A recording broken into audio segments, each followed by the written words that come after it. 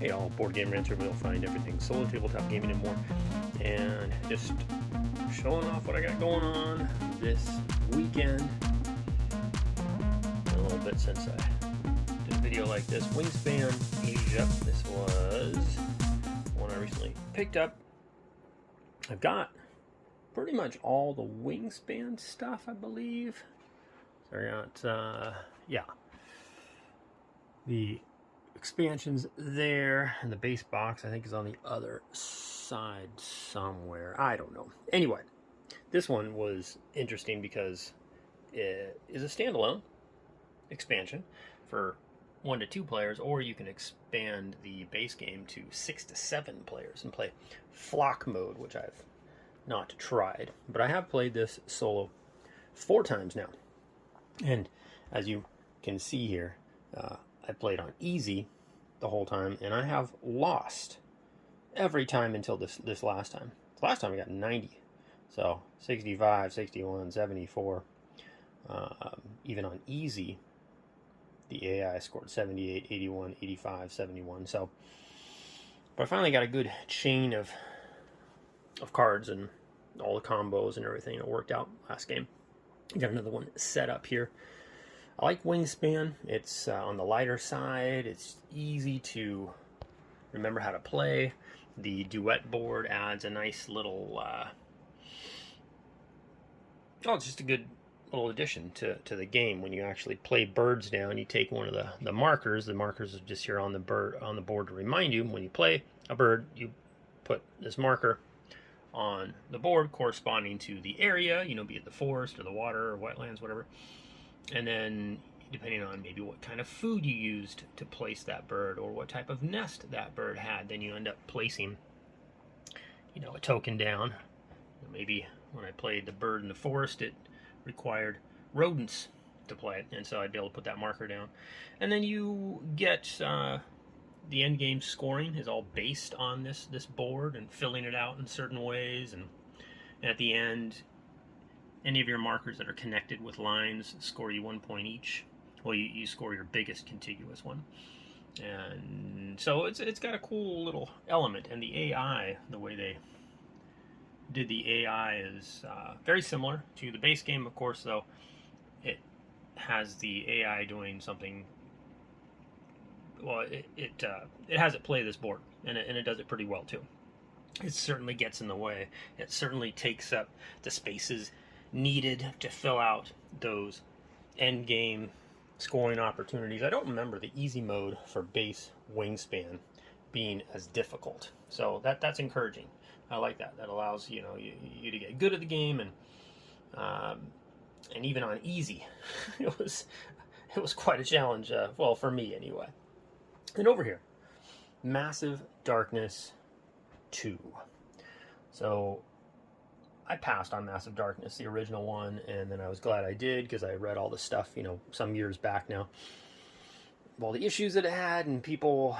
Well, anyway, so I didn't pick it up, and why would I pick up another dungeon crawler anyway? I mean, it's certainly one of my favorite genre of board games to play, but I just have too many, and I still have too many, but I heard good things about this, and then when I saw it, I forget where I saw it first, but I saw some of the reviews coming out, and it was enough to tip me over to pick it up. And then as I started playing it, and I got a 3D printer recently for Christmas, so I started printing out like these walls don't come with the game. Neither do these doors. These are from my Nemesis game. I got these doors, so instead of using crappy doors that the game came with, I've spruced it up, printed out some walls, and using these doors, it just kind of creates a wonderful 3D effect. But the coolest thing about Massive Darkness is, to me, is the characters, because there's 2 characters set up here. I'm going to play with my wife. Became interested. She was watching me play, or not watching me, but I kind of dragged her over here. I was like, hey, you got to check this out, and showed her how it works. It's not a difficult game to learn how to play. The setup as well, at least, you know, I mean, I've got all the miniatures here that I'm going to need. That's a pain in the ass pulling all that stuff out. But scenario to scenario takes like 10 minutes, 5 to 10 minutes. I mean, depending. It's pretty easy to set up. And the base game doesn't come, there's no campaign to it. It's just a bunch of scenarios. Now, I played this, I'll say 8 times, 7, 8 times scenarios, quite a bit. My favorite thing about it is the characters. There's the base game comes with 6 characters, and this is one of the base ones. This is the Berserker. That's what this is, and they have their own asymmetrical little ways of operating, and it reminds me a little bit the ease of kind of, see, there's asymmetrical like Root, and Root, where is it, right there? I mean, when you play one faction versus a different faction, it's like you got to relearn a game. There's the game within the base game. Very, very asymmetrical. Now, these are not as asymmetrical, but certainly enough to really make each character feel different. This is the Tinkerer. And I played this now. This will be the 3rd time I think I played the Tinkerer. This is an expansion character. But, I mean, you can build up the Tinkerer in a whole bunch of different ways. Make it easy to place bombs. Make it easy to, you can grab loot and use it to build stuff. You can get whole schemes of armor and different equipment. You know, this has all the whole 9 yards with, you can have one helmet, one piece of armor, one ring. You can have one, 2 one-handed weapons or 1 two-handed weapons. It's kind of got all the general RPG stuff to it, and these nice little trays that go with it. But when you're leveling up, you level up quick. And in each scenario, I mean, the scenarios are fairly quick, hour and a half or so, hour to an hour and a half, I would say. And you level up throughout that rather quickly. And while you're leveling up, then you get to pick different skills here, and you can build your character in different ways. It reminds me of, Merchant's Cove over there, as far as like when you could pick different characters and they're all a little asymmetrical. I would say that those are much more samey than asymmetrical than this. But this, the asymmetrical nature of it, like, for example, the Berserker here, when you take damage, you're gonna add that damage to this board, and then it's gonna boost certain abilities. When in Tinker, perhaps each round you're gonna get to draw loot out of the bag, and you can use it to build stuff. It kind of symbolizes, gizmos. And you've got there's a ranger that shoots arrows, and you draw out of this bag, and it's kind of got this push. Not, you don't draw this out of a bag.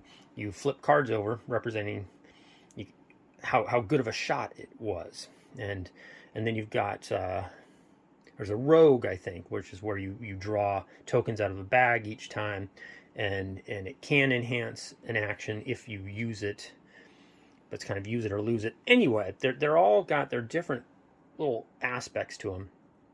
And it's really enough to change up the game and just experiment with each character as you run it through a scenario, and it's going to give you a different experience based on what you're playing. And over here, you've got the different levels of monsters. The monsters level up from yellow to orange to red. As you get stronger, you're going to have to fight stronger monsters and mobs, and you've got your own.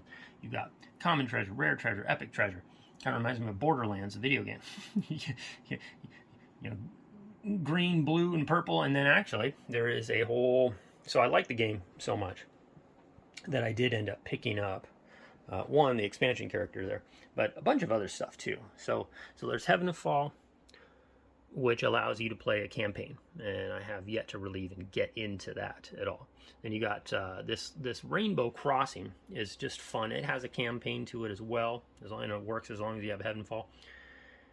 But it just adds some humor to the game, and among other things. And then here's a lot of the expansion characters and stuff that I picked up. And I just laminated this game summary because it's very handy to have. And oh yeah, now I've got Star Wars Rebellion here still in the wrap. It doesn't have an official solo, but it's supposed to be a fantastic game, and it has a very well tested fan-made solo variant, so I'm looking forward to getting that. I still haven't tried the Automaton Shale because I keep getting distracted, but this just came in, this Riffle character. So that's another Too Many Bones. Too Many Bones has a good asymmetry to it, each character, and it reminds me, Too Many Bones is one of my favorite games of all time, and this reminds me of it in that you pick a different character, you can build that character in a totally different way each time you play it, much like Too Many Bones. Now, Too Many Bones is much heavier than this game, so this is just got a nice, easy feel and vibe to it. It's easy to teach, it's beautiful, it's really well done among RPGs that I've played. This is one of the better ones for sure. And so yeah, I got all the goodies for that. Oh, let's go take a look. I'm going to show off a little 3D printer. I got something going right now, I think. And here we've got got a big enclosure here. Kind of hard to see. It's all black. Flip on a light here or something. That didn't help. Anyway, so we got this 3D printer here tucked in the back of this room, and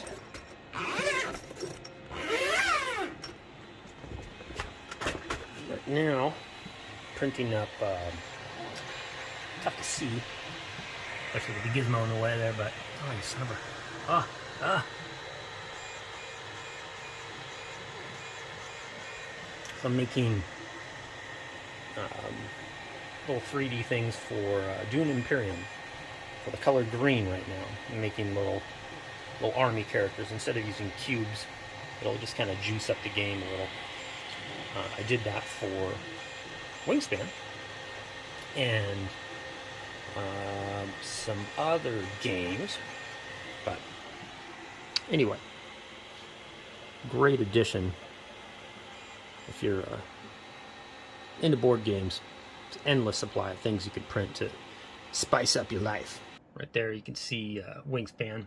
I had printed up all these, so we got some nice cool little 3D fishies here, and this is all stuff you can pull off thingiverse.com, I think is where I got it. But yeah, these 3D pieces sure beat the little chits that the game comes with. So yeah, there's a worm, little wormy guy, and whatever the seeds or whatnot. So the food tokens, it just really adds a nice aesthetic to the game. And over here, yeah, I printed up these walls. Pretty slick. Find that little recipe online as well. And it has connectors and stuff too, but I didn't bother printing all that. It's just, makes it easier when this is not 3D'd out. It's almost kind of tough to tell what's actually a room, what's not a room, and this totally makes it easy and looks cool. And then yeah, I actually printed up these little card holder doohickeys. That was one of my first prints, and it didn't. It's not one of the better ones, but these are pretty slick. These are actually for Massive Darkness 2, and I even try to print these little card holders in the appropriate colors. Oh yeah, here's Gaia Project, one of my favorite solo games ever. And so I printed all these different colored token holding things for each faction. And you got this guy right here, which holds all the stuff in it there. The nice slick little compartments. And it was all measured out already. I mean, I didn't have to make any of it. I mean, well, I had to print it, but it was all designed out online, and I just had to load it into my 3D printer and print all the stuff there. And they made it so that it all fits nice and snug inside the box. So you can purchase inserts and all that, or if you have a 3D printer, you can just kind of make your own. And lastly, the last big project I've done was not Scythe: The Rise of Fenris, but there was a print in here. Whoa. And then whoa. Where instead of the big, massive, bulky Mage Knight Ultimate Edition box, this is like half the size. And it said, oh, if you happen to have this particular box, which I did, you can fit all of your Mage Knight Ultimate Edition in this. And so I printed all this stuff out, sleeved cards. You've got pretty friggin' slick. Each character has its own little case now, and within that case you've got all your goodies. Oh my gosh, yeah, this is just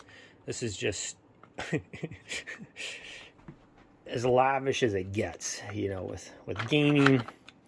This has helped bring my addiction to a whole new level here.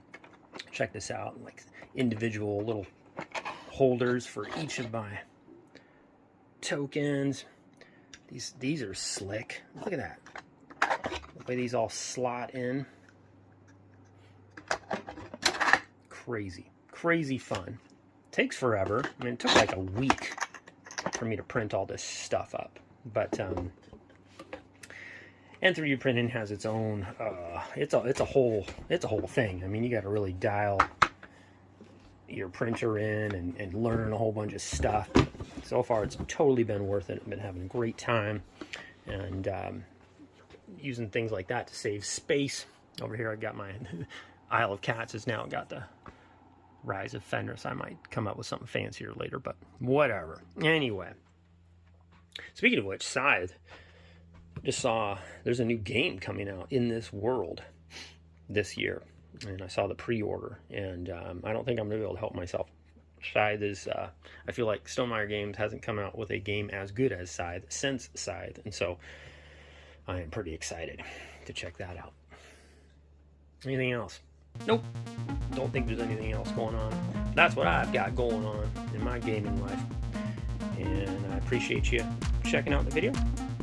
Thanks for watching. Until next time, I'm Boardgamerants. I'm out.